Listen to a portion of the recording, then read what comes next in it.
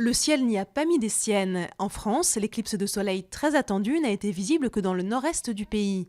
Ailleurs, un plafond de nuages très bas a gâché le spectacle. Les Français s'attendaient à admirer un soleil caché à 80% par la Lune. Pour le voir disparaître complètement, il fallait se trouver près du Groenland. Un troisième Français identifié parmi les 20 touristes étrangers tués dans l'attaque du musée du Bardo. Un ministre tunisien a par ailleurs indiqué que les deux assaillants s'étaient formés au maniement des armes en Libye et faisaient partie d'une cellule dormante connue des autorités. Alors que le pays commémore son indépendance, des marches contre le terrorisme sont prévues dans plusieurs villes. Si elle se confirme, il s'agira de la plus grave affaire d'infanticide en France depuis 5 ans. 5 corps de bébés ont été retrouvés dans un sac isotherme et un congélateur dans une maison de Gironde. Le couple qui y habite a 2 filles de 13 et 15 ans.